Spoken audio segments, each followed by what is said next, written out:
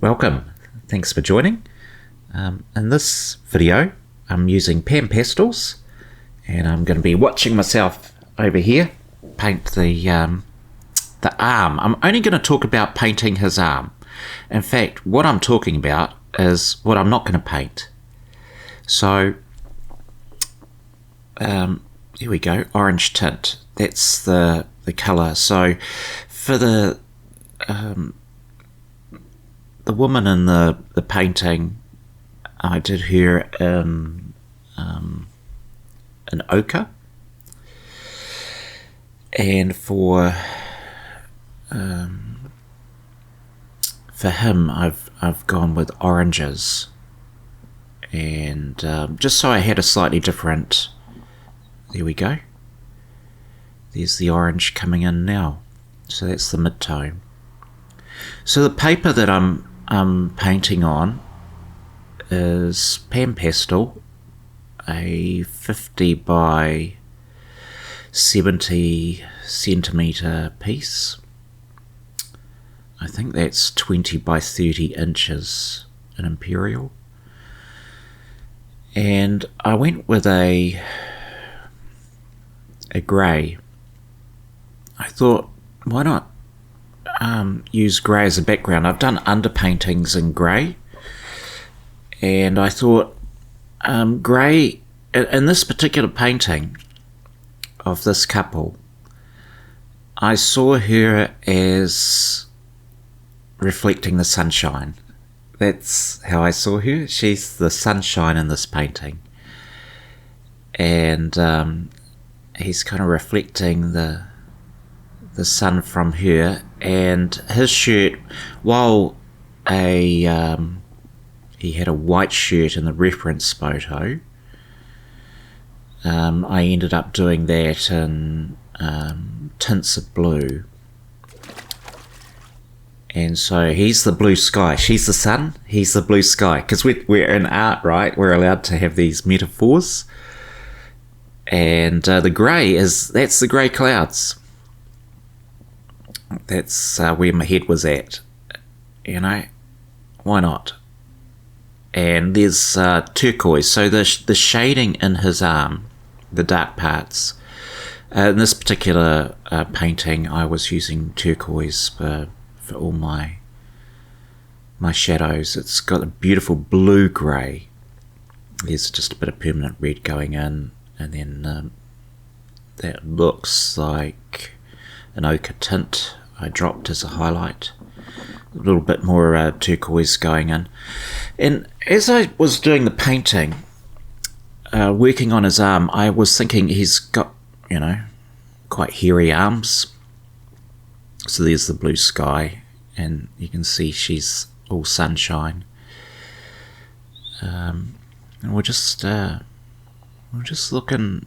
So this is now in real time, and I'm just using the edge of the applicator as we zoom into his arm, and I'm trying to find the direction of the hairs on his arm, and the orange that I use is the orange extra dark shade, a little bit of green in there, and just flicking out the edges of his arm to just try and give an idea of hair coming off him. So just the edge of the applicator. The applicators are a micro sponge, and they just pick up the pigment and release it beautifully on the pastel mat. Pastel mat is very grabby for pastels. You've got to put a lot of layers down before you get a blend, like on a Canson paper. It's much more blendable and classic. Many people use pastel pencil when using the pastel mat. It's very good for pencils, but for me, I'm in my pan pastel phase of my my art journey, if that's such a thing. Anyway, as I was doing this, I started thinking, what if I just leave the grey in his arm? As you're looking at the painting, it fades out. It fades to grey. There's an 80s music reference for those who are of a certain age bracket who might be watching this. We fade to grey. And pan pastels, because they're a bit like a palette knife at times, how you can apply the pastel, I thought, wouldn't it be interesting just to leave the paper showing through? Quite often I'll fill the whole paper and I'll have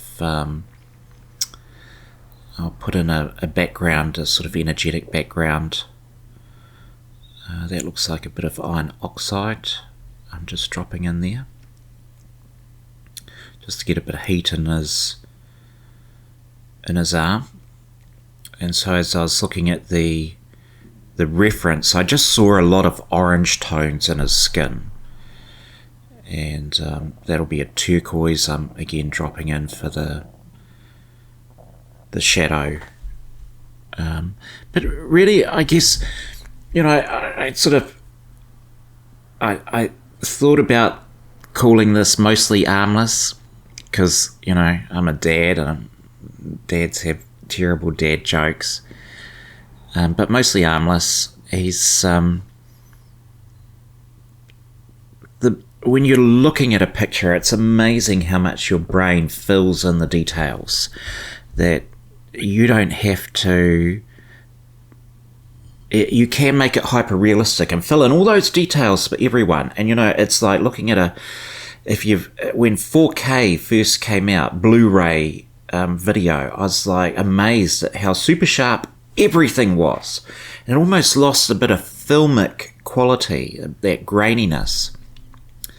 And I think I'm looking for that sort of cinema experience in my paintings, where I want the person's mind and emotions as they see the picture for the first time to fill in all those blanks.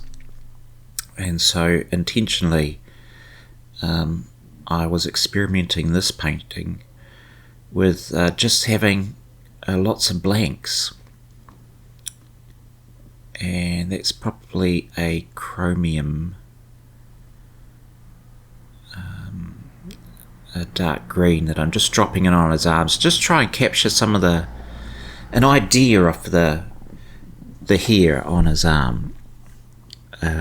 If I was using pencils, then it would be quite a different process. But to show you just how versatile pan pastel is as a medium, that so often it's just used as a blurry background, a kind of a fill-in thing, but all his hair, his shirt, her arm,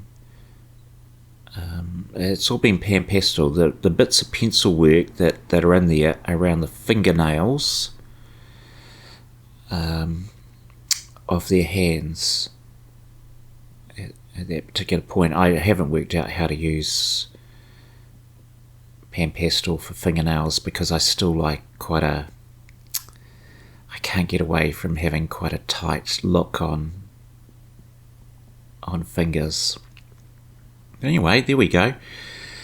Bit of pan pastel and a whole chunk of not filling in and using the colour of the paper to really drive the painting. And I've thought about, a little bit of edge of light there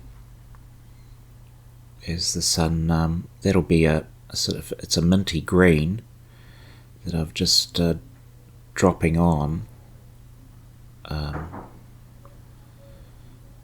I'm quite sure if that was going to work. So we're just coming to the end of the painting. We'll just zoom out and you can see there's the couple. And I was quite happy with their arm. So it fades to grey in the background, it fades to grey in the foreground with his shirt. And there you go, there's my happy face. Thanks so much for watching. Cheers.